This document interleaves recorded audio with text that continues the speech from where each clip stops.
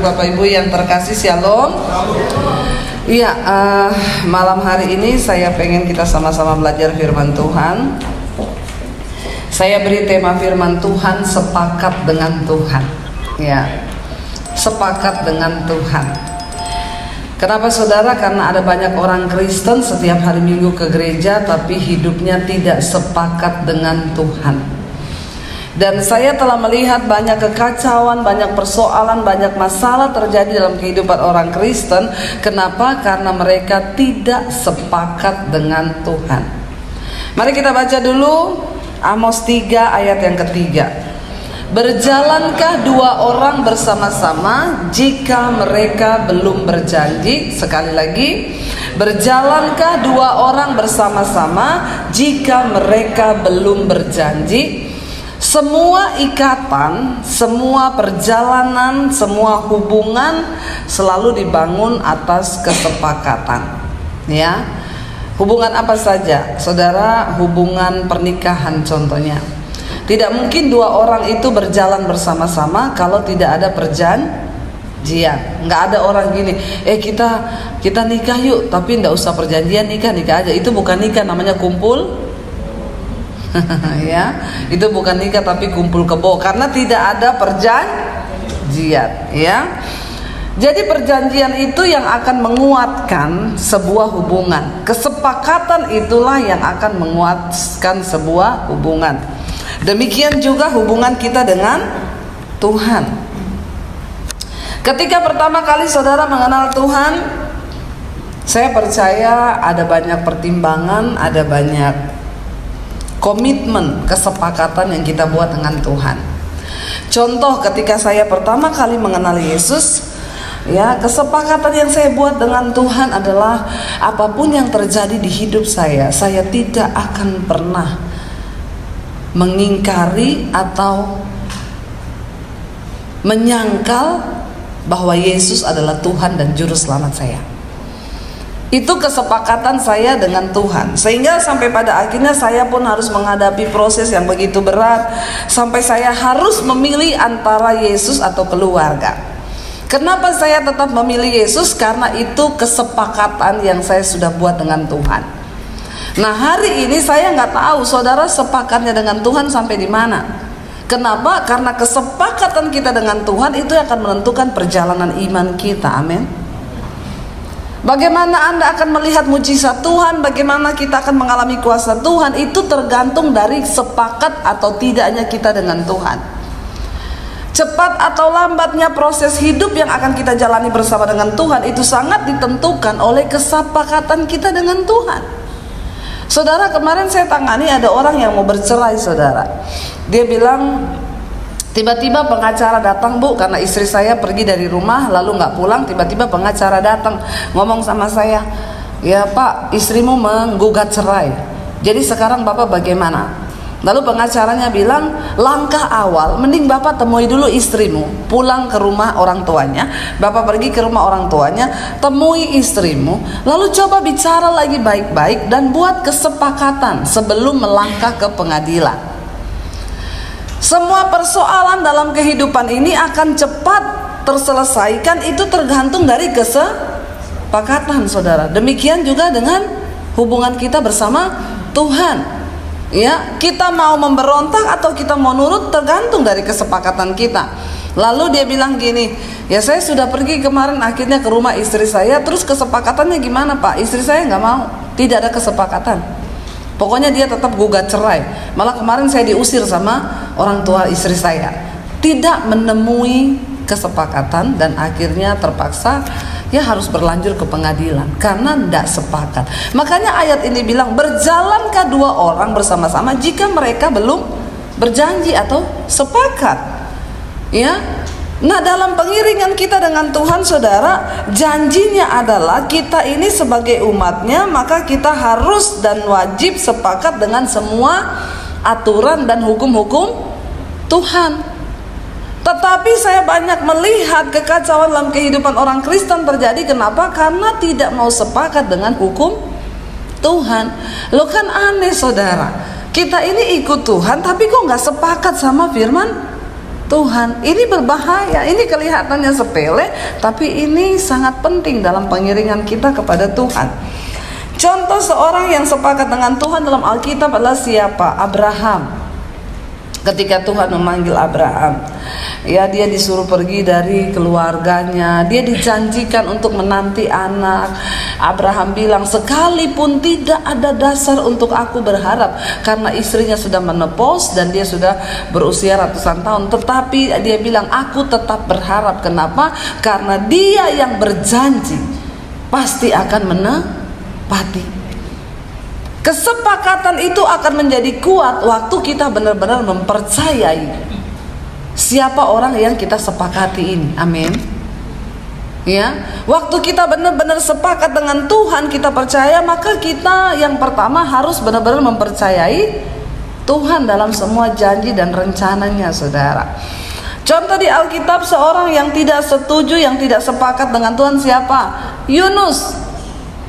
Ketika Tuhan suruh dia pergi ke Niniwe untuk menobatkan kota itu, dia nggak mau. Saya nggak tahu Yunus itu punya masalah pribadi apa dengan orang di Niniwe, tapi yang pasti Yunus nggak mau. Yunus bilang, nggak usah, biarin aja mereka binasa, nggak usah diingetin, biar mereka nggak bertobat, hukum aja mereka biar mati semuanya. Tuhan bilang, nggak, Yunus, kamu harus pergi ke kota itu, peringatkan mereka. Tapi karena dia nggak mau, dia nggak sepakat sama Tuhan, dia lari, saudara. Dia beli tiket, dia naik kapal, dia menyeberang ke Tarsis, ya. Lalu Tuhan gak sampai situ, Yunus dikejar. Sampai di atas kapal tiba-tiba datang gelombang yang besar, saudara. Lalu kapal itu hampir tenggelam. Lalu nakoda kapal dan seluruh ABK-nya bilang, ini kayaknya kita kelebihan muatan, mending kita buang daripada kapal kita tenggelam dengan ombak ini. Buang semua buatannya, dibuang semua tas-tasnya, muatannya dibuang, karena mereka pikir itu akan menyebabkan kapal tenggelam. Sudah dibuang semua, tetap saja gelombang itu tetap akan menelan dan menenggelamkan kapal itu.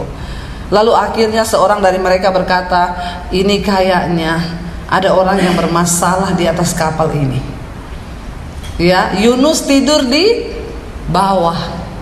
Orang semua panik karena ulahnya Yunus yang gak sepakat sama Tuhan, mau lari, saudara. Dia tidur nyenyak ngorok. Ya, padahal semua orang sudah mengalami bencana, ini udah mau mati, dia ngorok di bawah. Lalu sama nakoda itu turun dibangunin, "He, kamu nggak tahu kita ini semua mau mati loh. Jangan-jangan kamu ini yang bikin masalah. Naik, ayo cepat ke atas." Dia naik, udah kacau semua. Lalu ya sudah, kita buang undi. Siapa yang dapat undinya berarti orang itu yang bermasalah. Lalu mereka lempar undi, kena sama Yunus, nggak bisa lari kan? Waktu kena, lalu mereka bilang, apa dosa yang sudah kamu buat dengan Tuhan? Kenapa Tuhan itu menghukum sampai laut ini bergelora marah begitu rupa, sampai kita ini mau dimakan, ditelan habis sama laut ini? Apa yang sudah kamu buat, dosa apa? Ternyata Yunus tidak sepakat dengan bahaya loh, saudara. Kalau engkau nggak sepakat dengan Tuhan, badai itu terus datang dalam hidupmu. Amin. Yang lebih ngeri lagi, orang di sekeliling saudara sudah kena dampak dari badai itu, lalu saudara tertidur nyenyak ngorok, nggak ngerti-ngerti apa rencana Tuhan. Itu lebih bahaya lagi.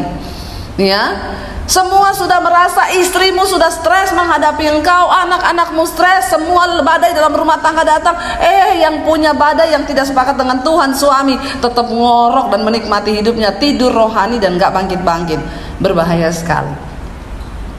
Lalu akhirnya saudara, Yunus bilang begini, iya, saya sudah melakukan sesuatu yang salah di hadapan Tuhan. Ya udah, angkat saya, buang saya ke laut. Ya, supaya laut ini menjadi reda. Cuma ketika dia menelan aku, maka dia akan menjadi reda. Lalu mereka melemparkan Yunus. Yunus itu kan lebih baik dia bertobat, lalu ngomong, oke Tuhan, aku sepakat deh. Pasti kan laut itu reda kan? Ini dia pilih mati daripada pergi ke Niniwe. Nggak tahu kepahitannya Yunus itu apa sama orang Niniwe. Nanti kalau besok ketemu Yunus, tanya sendiri. Jangan tanya sama saya, karena saya tidak punya jawabannya. Karena itu tidak ditulis, saudara, ya. Lalu kan sebenarnya dia bisa bertobat aja di situ. Tuhan ampuni, iya Tuhan, oke aku balik lagi naik kapal lain, oke aku akan balik ke Niniwe Tuhan. Ya, tapi ini enggak, pilih mati. Ya, lalu dia bilang, buang saja saya ke laut. Sampai yang mau buang tuh takut loh saudara. Mereka berdoa dulu sebelum buang Yunus. Ya Allah yang menciptakan alam semesta dan laut ini, ampunilah kami dan jangan tanggungkan dosa atau darah orang ini kepada kami. Terpaksa Tuhan, kami akan lempar dia, karena dialah sumber malapetaka di atas kapal ini.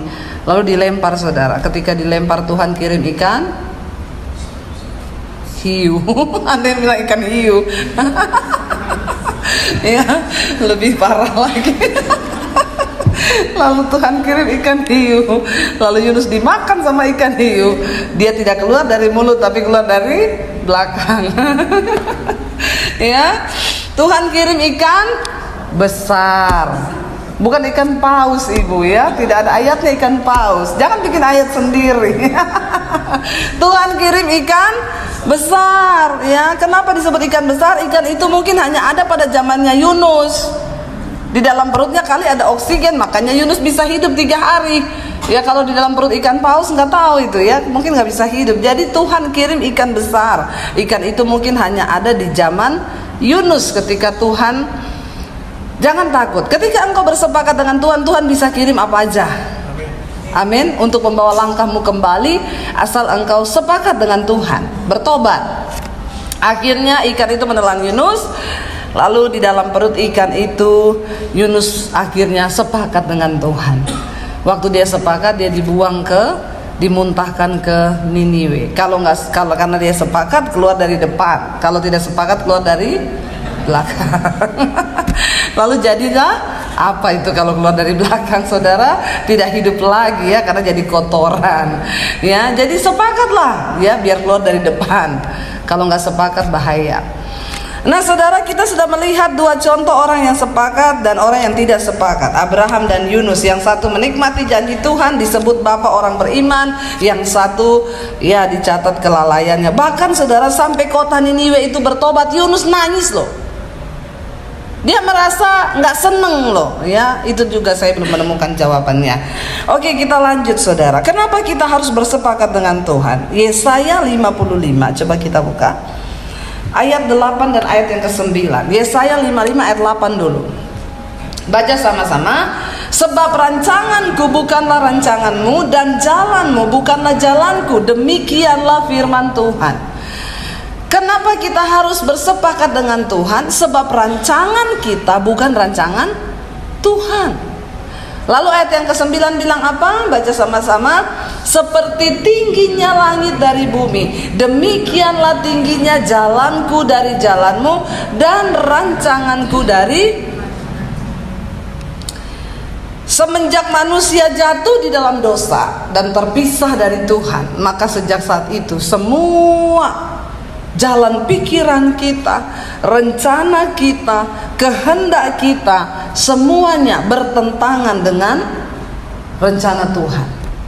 Ya, manusia itu menjadi bertolak belakang karena akibat dosa. Mengapa kita harus bersepakat dengan Tuhan? Berapa banyak yang percaya bahwa semua yang terbaik dalam hidup kita adalah rancangan Tuhan?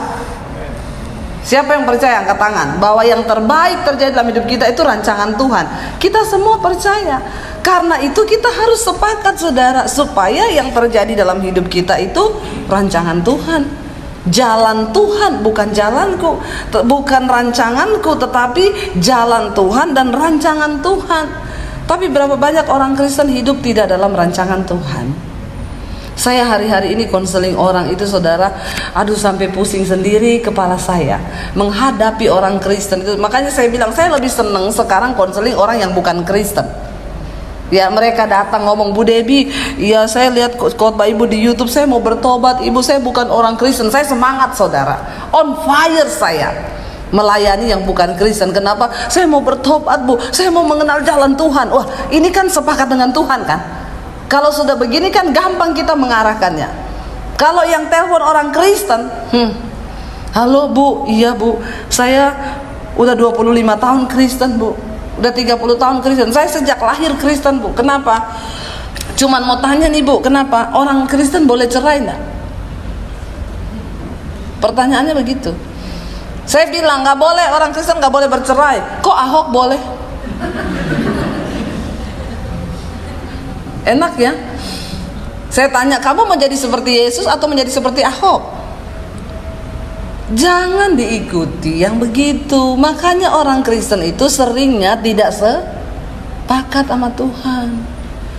Ya, jalan hidupmu itu, aduh, tapi memang rempong ya saudara. Tadi malam ada orang konseling, Bu Debi, iya, hidup saya ini kayaknya penuh dengan kutuk, Bu.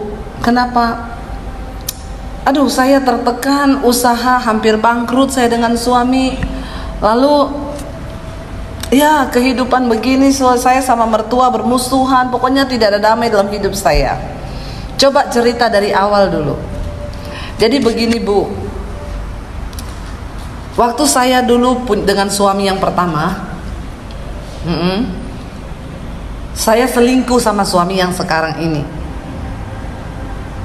Jadi pada akhirnya saya bercerai dengan suami saya, dan suami saya yang sekarang ini pun bercerai dengan istrinya. Lalu kami berdua menikah. Bahkan kami menikah setelah saya sudah hamil dan anak saya sudah lahir, baru kami menikah. Lalu sekarang setelah menikah, Bu, terjadi banyak konflik. Apakah saya ini kena kutuk, Bu? Karena mertua saya tidak senang dengan saya, keluarga besar saya juga sekarang memusuhi saya. Ya saya jawabnya gini, ya iya sih, kalau dibilang kena kutuk, ya iya juga. Kenapa? Kamu memulai sesuatu yang sudah tidak benar. Startnya aja itu sudah salah. Benar nggak saudara? Ya, kamu sudah menikah, kamu selingkuh, suamimu sudah menikah juga berselingkuh sama kamu, lalu kalian berdua bercerai, meninggalkan anak, lalu bersatu. Yang pertama, kamu melukai banyak hati. Hati mertuamu, hati ibumu, hati anak-anakmu, hati suamimu. Wah, terlalu banyak saudara. Ingat, saya selalu mengingatkan, tanah mencatat setiap perbuatan hidup kita. Amin. Dan ketika tanah mencatat, yaitu apa yang engkau tabur, itulah yang akan engkau tuai. Coba sepakat dengan Tuhan. Ya, ada banyak orang itu telepon saudara. Kalau sudah teleponnya begini ya, ibu-ibu, Bu, suami saya itu kan kasar. Pokoknya selama kami menikah saya itu nggak pernah bahagia, Bu. Saya udah tahu arahnya. Sekarang saya ini sudah jadi ahli jiwa. Ya, dia ngomong suaminya dijelekin dari awal. Nih saya sudah tahu, saya bilang ke suami saya. Kadang kan saya speaker tuh, kalau lagi konseling saya speaker, suami saya dengar di mobil. Saya sudah bisikin suami saya gini, mesti selingkuh, mesti selingkuh. Dia jelekin suaminya, terus saya bilang iya. Terus sekarang gimana, Bu? Jadi gini, Bu, karena suami saya begitu, ada teman saya di kantor ngasih saya perhatian. Ya. Jadi ya ibu maklum kan. Jadi saya sudah tahu saudara, ini tipe-tipe orang yang kalau konseling begini ini sudah larinya ini ke sini, ke sini, ke sini. Lama-lama saya jadi pinter loh. Ya. Jadi model-modelnya itu sudah bisa saya baca. Makanya sekarang saya lagi banyak belajar tentang kejiwaan. Karena memang kita ini berhadapan dengan jiwa manusia. Yesus selalu menyebut orang itu dengan kata jiwa. Selamatkan jiwa. Tidak dibilang selamatkan orang. Kenapa bukan selamatkan orang? Karena kalau kita mati nanti, kan kita ini terdiri dari tubuh, jiwa, dan roh. Waktu manusia mati, tubuhnya kemana? Tubuh kemana? Kembali ke tanah. Karena kita dicipta hanya dari tanah. Tapi kalau hidupmu terlalu banyak masalah, engkau dicipta dari tanah, sengketa. Ya, jadi jangan banyak masalah saudara. Nanti penuh dengan sengketa. Lalu yang kedua, kalau manusia mati, rohnya kemana? Kemana? Ayo jawab, yang suaranya kenceng, gak usah takut-takut. Kalau salah saya tidak hukum, kalau benar saya tidak kasih sepeda. Ya, kalau manusia mati, rohnya kemana? Kembali ke, ini pelajaran dasar kekristenan. Ya saudara harus tahu loh saudara, bagaimana mau sepakat dengan Tuhan, roh kemana aja nggak tahu. Waktu manusia mati, Pengkhotbah 12 ayat 7 bilang, debu kembali menjadi tanah dan roh kembali kepada Allah yang mengaruniakannya. Amin. Karena roh manusia itu pelita Tuhan dalam hati manusia. Ketika Allah menghembuskan nafas hidup kepada manusia, itulah roh. Makanya kita dikatakan serupa dan segambar dengan Allah. Artinya kita punya bagian diri Allah dalam diri kita yang disebut roh. Jadi kalau manusia mati, roh kembali kepada Allah. Mau agama apapun dia, rohnya langsung kembali kepada Allah. Karena itu bagian diri Allah dalam diri manusia. Pertanyaan yang berikutnya, kalau manusia mati, jiwa kemana? Ayo, jiwanya kemana? Hah? Anu bu, gentayangan. Ya, jiwanya gentayangan bu. Ya, masuk ke gudang-gudang tua. Ya, nanti masuk ke orang. Makanya kalau ada orang kerasukan, kamu siapa? Nenekmu. Ya. Nenek mau apa nek? Nenek mau minta minum. Selama nenek dikubur kamu tidak pernah antar nenek minum. Ya, lalu kita kasih dia minum. Minta apa lagi nek? Coklat. Ya, lalu kita kasih dia. Jangan percaya saudara. Waktu manusia mati, maka jiwanya yang akan dihakimi. Jiwanya langsung ditawan tuh waktu manusia mati. Sekarang belum ada yang dihakimi. Ya. Masih kosong, ya, masih ditampung, ya. Kalau yang matinya baik ditampung dekat sorga, namanya Firdaus. Ya. Kok kayak obat penumbuh kumis ya? Kalau dia matinya orangnya berdosa. Sorry, saya ketawa saudara. Firdaus. Ya, kalau dia matinya orang berdosa, karena dulu suami saya pakai itu buat bikin cambang. Buat menumbuhkan cambang itu Firdaus ya saudara. Kalau dia orang berdosa mati, ditampungnya di mana? Di Hades, dekat neraka katanya sih. Saya juga belum pernah ke sana. Jadi saya juga tidak mau terlalu membahas yang begitu-begitu saudara, karena memang kita belum pernah ke sana. Ya, kita percaya dengan iman. Lalu nanti ketika Yesus datang kali yang kedua, baru yang mati pertama kali dibangkitkan, lalu mereka akan dirubah dalam tubuh kemuliaan, lalu akan dihakimi jiwanya. Yesus berkata kepada muridnya, makanya jangan kamu takut kepada mereka yang hanya berkuasa membunuh tubuh tetapi tidak berkuasa membunuh jiwa. Takutlah kepada Dia, Allah Bapa yang berkuasa membunuh baik tubuhmu maupun jiwamu di dalam neraka. Amin. Jadi jiwa manusia itu terdiri dari pikiran, perasaan dan kehendak. Jiwa saya ini jiwanya Debbie, ya, yang ada Pak Darwin itu jiwanya Pak Darwin, jadi tidak mungkin ketukar-tukar, ya. Ibu Mary jiwanya ya Ibu Mary. Tapi ada orang yang mengalami gangguan jiwa, jiwanya terbalik-balik.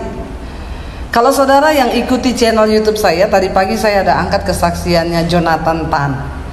Dia terlahir sebagai laki-laki, tapi dalam mulai bertumbuh dia merasa dia perempuan jiwanya. Lalu dari SD akhirnya dia udah nggak sekolah. Kenapa? Karena udah dibully, ya, jalannya mulai gini. Lalu pada umur belasan tahun dia mulai operasi, ya, dia kerja, dia buka salon, dia dapat duit, dia operasi, dia implan payudara, ya, lalu dia operasi kelamin jadi perempuan, dan secara hukum akhirnya dia disahkan menjadi wanita karena dia sudah transgender. Saudara, saya ini kan kemarin baru pulang dari Bangkok, bukannya mau pamer ya, bukan sombong juga, cuma memang sedikit angkuh. Tapi saya benar bukan mau pamer. Nah di sana itu kan kalau saudara lihat ada cewek tinggi langsing gitu ya, seksi, jangan dilirik, itu pasti bencong. Ya, jangan terkecoh ya.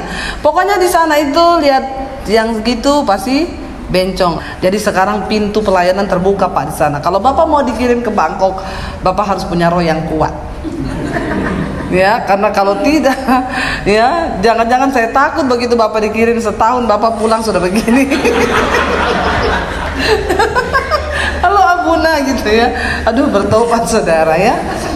Tapi ini loh yang saya suka di sana itu. Jadi tour guide-nya cerita, walaupun orang sudah transgender, benar-benar jadi perempuan, tetap di akte kelahiran KTP harus tetap ditulis laki-laki. Karena identitas aslinya dia dilahirkan laki-laki. Bagus loh.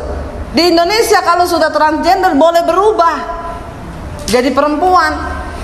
Lalu si Jonathan Tan itu bilang ketika dia mulai umur 20 dia sudah jadi perempuan, dia disahkan menjadi secara hukum dia perempuan.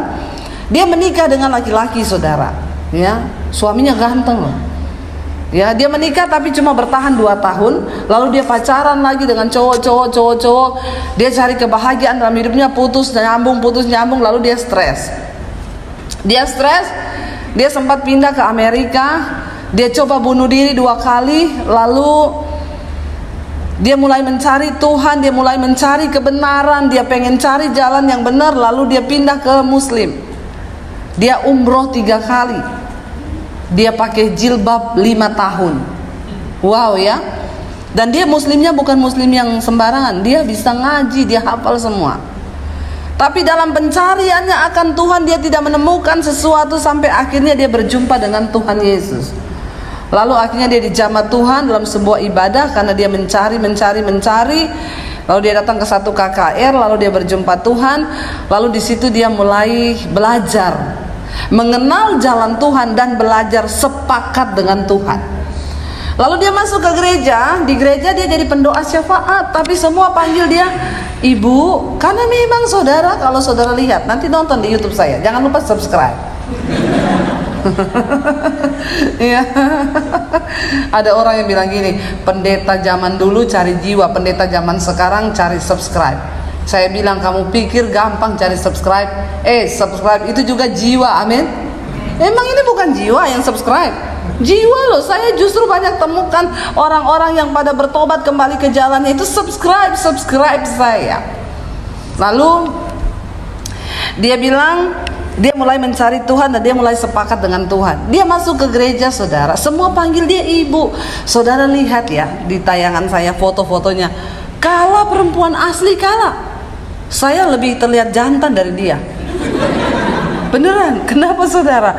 Rambutnya tuh panjang, kriwil, bodinya, foto-fotonya dia pakai celana pendek, bener-bener perempuan abis. Perempuan bener, nggak ada tanda-tanda laki-laki. Ya itu pasti laki-laki kalau ini tidak jeli bisa tertipu.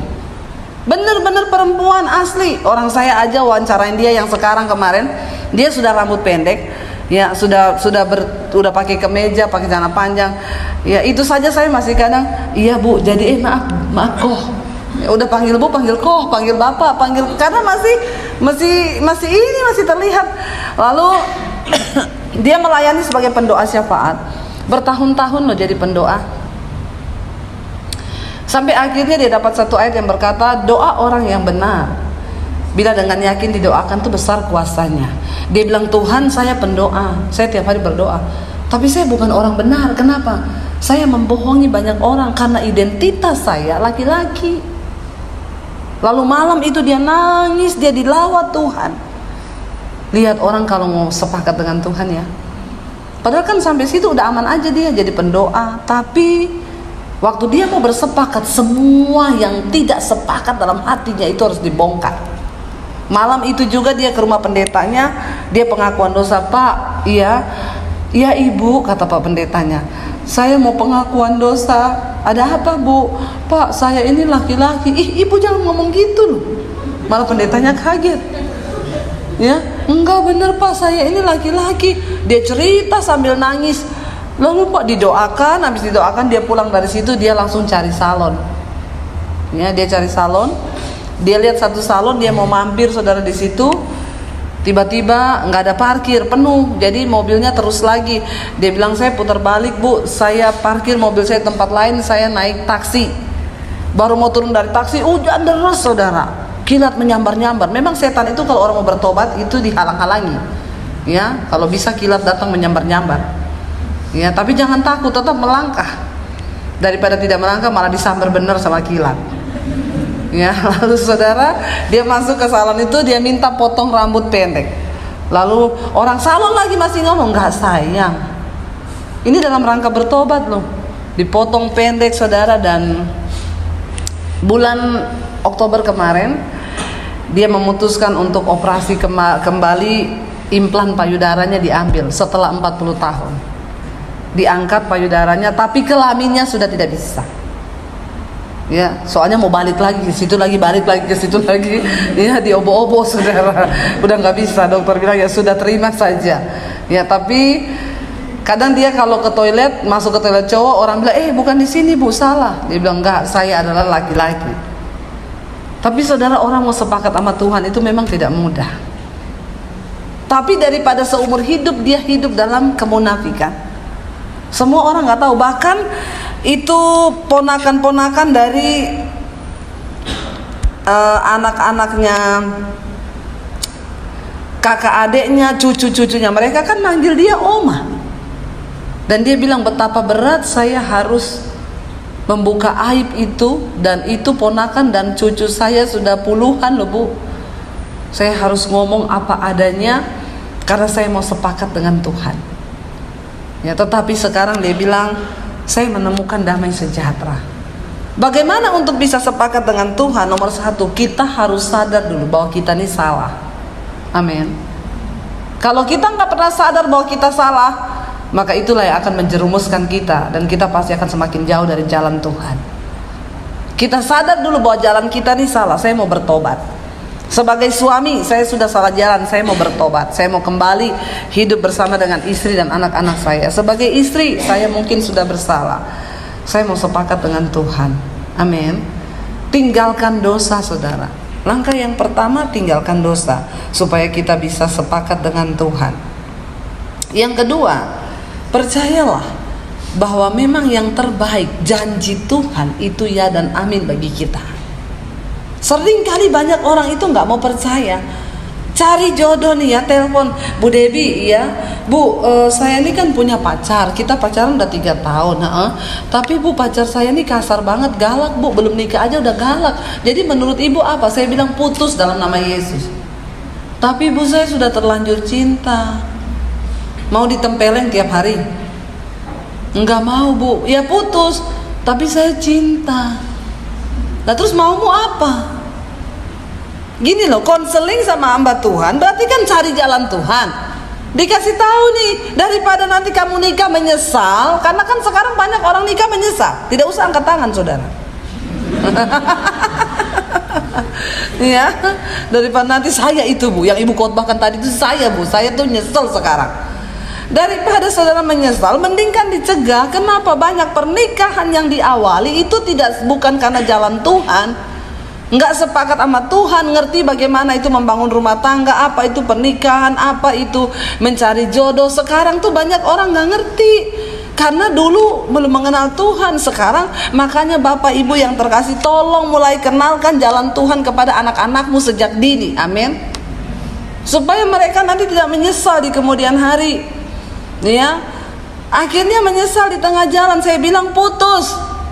Saya sudah terlanjur cinta Bu. Ya udah, nikah terus, nikah, lanjutkan aja nikah. Ya, kalau mau tiap hari ditempeleng. Tapi setelah kamu nikah jangan konseling sama saya blokir nomormu. Bener nggak? Ngapain bikin capek-capek saudara? Sekarang itu banyak orang saudara konseling sama saya, Bu, suami saya itu loh memang dari awal dulu Bu, sebelum menikah sebenarnya karakternya udah kayak gitu, tapi ya saya juga nggak tahu kenapa dulu saya nikah sama dia. Udah gitu terakhirnya semua pada gini, Bu, doakan suami saya ya Bu, Ibu bisa nggak doakan dia, puasa buat dia. Enak aja, itu suaminya siapa? Saya bilang suaminya siapa Bu? Suami Ibu kan dia, kenapa suruh saya yang doa? Suami saya aja jarang saya doain. Ya, karena dia sudah bisa berdoa sendiri. Enggak saudara, kita harus mendoakan ya, suami istri itu harus selalu mendoakan. Amin. Jangan pernah lupa. Tapi jangan juga suruh-suruh pendeta yang doakan suamimu. Ya, suruh-suruh pendeta doakan istrimu, doa sendiri. Saya bilang Ibu, tidak ada doa yang paling mujarab untuk seorang suami selain doa istri. Bukan karena doa saya, enak aja Ibu suruh saya berdoa. Yang nikah Ibu yang doa saya. Ya, Coba saudara jadilah Kristen yang dewasa, yang mengerti jalan Tuhan, yang mau sepakat sama Tuhan. Lalu Bu, apa yang harus saya lakukan? Mau ngerti firman Tuhan? Iya. Hai istri-istri, jika ada suamimu yang belum bertobat, yang belum taat kepada jalan Tuhan, maka menangkanlah dia tanpa perkataan, hanya dengan perbuatan, supaya dia melihat bagaimana perbuatan istrinya itu, lalu akhirnya dia boleh melihat Tuhan di dalam istrinya, lalu dia boleh percaya kepada Tuhan dan menerima Yesus sebagai Tuhan dan Juru Selamat. Berarti tidak ada jalan lain ya Bu? Maksudnya nggak boleh cerai gitu? Ini orang Kristen tuh begitu saudara, kalau konseling jengkelin nggak? Udah saya ngantuk-ngantuk, terima teleponnya dia konseling, nggak mau denger lagi, tidak pernah mau sepakat sama Tuhan. Coba mau aja sepakat gitu ya. Kadang-kadang saya kalau gitu udah bosan, iya ya udah Bu, tutup aja Bu teleponnya Bu. Suami saya kadang ngomong, saya konseling orang Bu agak sabaran gitu loh. Saya kalau yang kayak gini saya nggak bisa sabar. Kenapa? Konseling mau ikuti maunya dia maunya, saya bilang iya Bu, cerai aja Bu. Suami kayak begitu memang kebangetan ya, atau dia pikir saya pengen bilang iya Bu, kasih sianida aja Bu di kopinya Bu. Ya, kalau itu mah bersepakat sama setan namanya, bukan bersepakat dengan Tuhan. Kita ini kan mau mengalami rancangan kebahagiaan dalam hidup kita, tidak ada yang lain selain sepakat sama firman Tuhan saudara, amin. Jadi jangan bikin pendeta marah ya. Kalau kita mau telepon pendeta, hubungi pendeta hamba Tuhan, berarti kita mau cari jalan Tuhan. Dan saya bilang, ibu telepon saya karena ibu mau cari jalan Tuhan, jadi saya kasih tahu jalan Tuhan. Ada bapak-bapak tadi malam lagi konseling, jadi saya itu setiap malam saudara hanya terima konseling. Kalau nggak telepon WA tuh saya balesin tuh sampai jebol HP saya, bunyi sendiri, nit, karena ratusan tuh orang konseling ke situ. Ya, sampai saya bilang, "Say, itu HP kenapa?" Suami saya bilang, "Stres." Saya bilang, "HP aja stres loh." Untung saya tidak stres saudara ya, karena saya punya jiwa yang kuat di dalam firman Tuhan. Kalau enggak udah ikut stres juga saya menghadapi itu jemaat-jemaat yang tidak mau sepakat sama Tuhan. Ya. Jadi kasihan suami saya. Kadang kalau sudah mau tidur malam dia mau ngomong, saya tidak gubris. Tunggu dulu, saya diem. Saya ini lagi balas-balas WA-nya orang ini. Butuh konsentrasi. Saya balas-balas, tiba-tiba ada WA masuk, ting, saya lihat dari nomor suami saya. "Shalom Bu Debi." Ya, saya balas "Shalom Pak.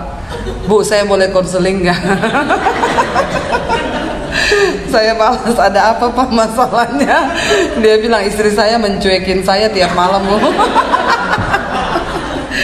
Saya tanya, "Sudah dikasih duit belum Pak?" Mungkin kurang kali Pak, dikasih yang banyak biar istrinya bisa melayani Bapak. Jadi saudara ya, apalagi kita ini apalagi dapat orang yang gak sabaran. "Ibu kok WA saya belum dia balas-balas?" Saya bilang, "Sabar, antri." Ya, yang balas ini bukan mesin. Ya, yang balas ini saya. Ya, di sela-sela kosong di mobil di apa saya bisa balas. Tapi tolong, saya nggak apa-apa capek, saya nggak apa-apa jawab, tapi tolong sepakatlah sama Tuhan, amin. Dengerin gitu loh apa yang diomongin, iya aja gitu loh. Jangan bantah terus. Ada lagi ibu-ibu konseling saudara, ngomong saya nggak ada kesempatan ngomong. Saya biarin aja dia ngomong. "Jadi gini loh Bu, itu kan suami saya. Dari awal itu kita berdikam sampai saya jauhin aja teleponnya, saya adepin ke tembok. Sampai suami saya aja denger ngomong, aduh ya." Terus lucunya lagi begini. Jadi sekarang ini kan saya sudah tidak cocok sama suami saya. Gini. Iya. Suami saya tuh dia cerita kejelekan suaminya. Sekarang kejelekannya ibu apa? Ya apa ya? Kejelekannya dia nggak ada saudara.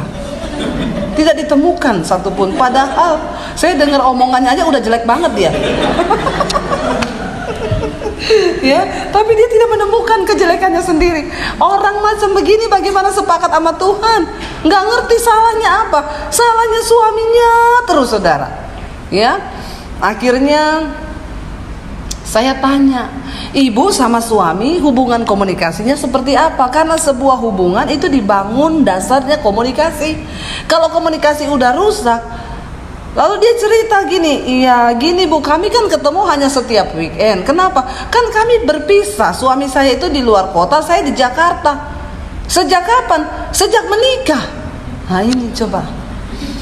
Saya bilang, ibu ada ayatnya yang dikatakan begini, maka suami istri itu adalah dua, satu tinggal di luar kota, satu tinggal di dalam kota.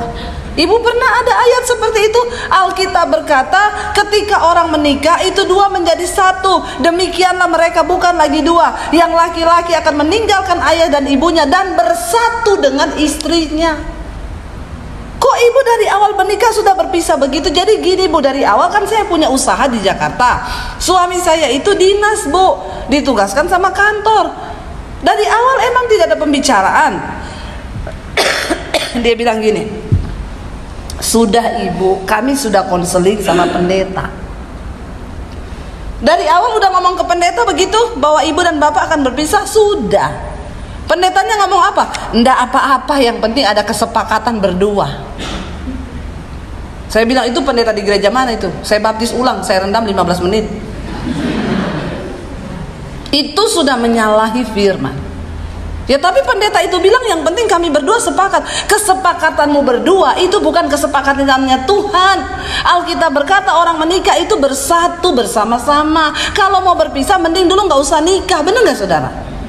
Bener, sekarang mau cerai karena ya pastilah ketemunya seminggu sekali. Kamu tahu nggak suamimu di sana dalam waktu seminggu ngapain? Emang kamu lihat di sana? Sekarang itu bahaya loh. Ya, setan zaman dulu itu bukan karena setan zaman sekarang. Kenapa kuntilanak sudah tidak muncul? Karena banyak pelakor. Hati-hati bapak-bapak ya. Pelakor di luar sana begitu menggoda. Selanjutnya terserah Anda. Bahaya. Akhirnya saudara, kalau sudah hubungan terpisah, dosa bisa masuk. Lalu makanya suami saya sekarang nggak bisa diajak bicara. Iya pasti udah ada perempuan lain di sana. Kalau udah kayak begitu, iya Bu, makanya gini-gini. Ya udah, saya tidak bisa lagi memberikan komentar apa-apa. Dari awal kamu itu sudah tidak membangun kesepakatan dengan Tuhan. Harusnya kalian kembali. Itu juga pendeta saudara. Makanya coba kalau konseling sama pendeta yang benar, amin. Jangan cari pendeta yang cari gampang. Kemarin ada orang baru bercerai udah mau menikah.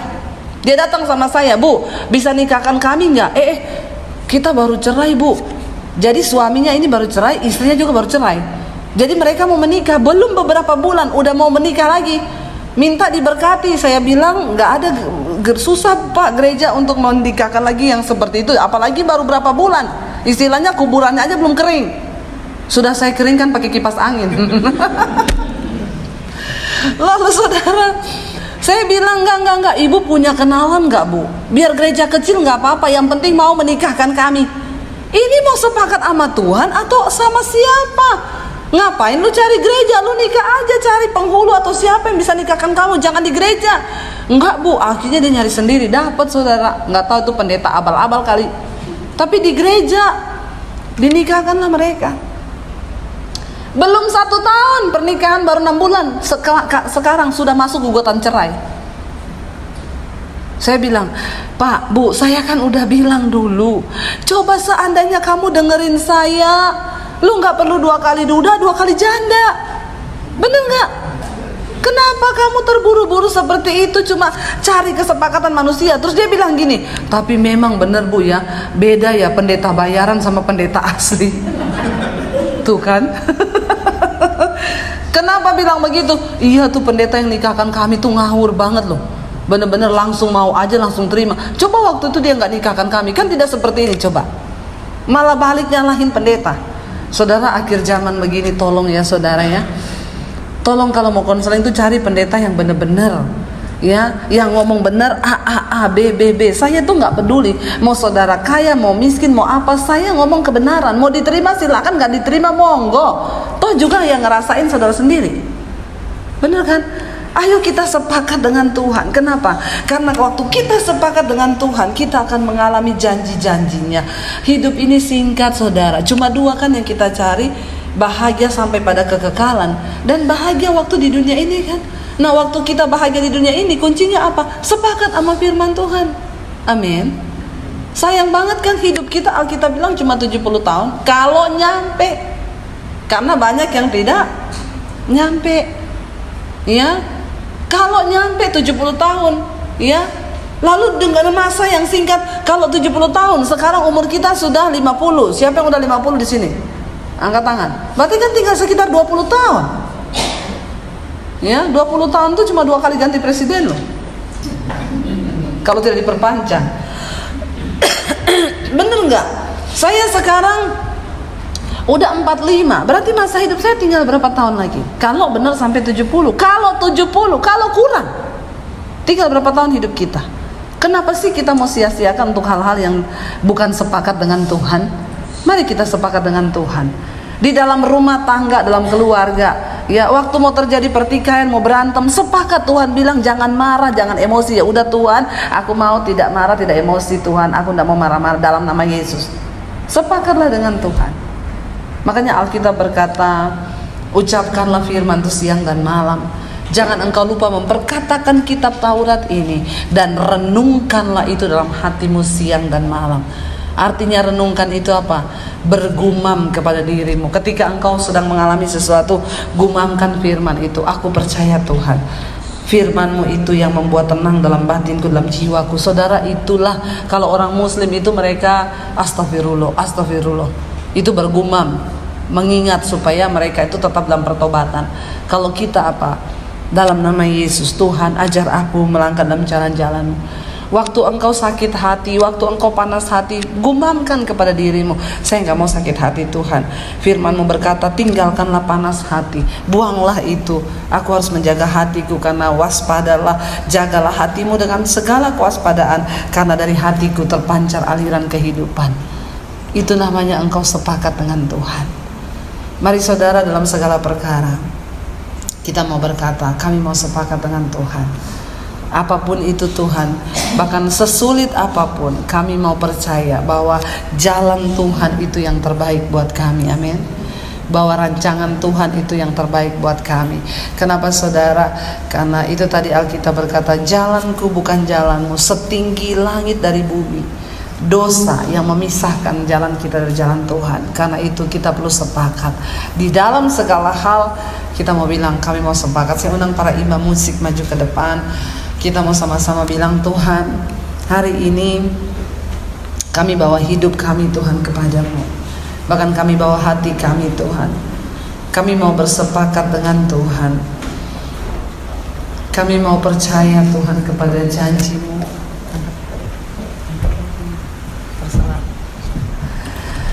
Mari kita bangkit berdiri bersama.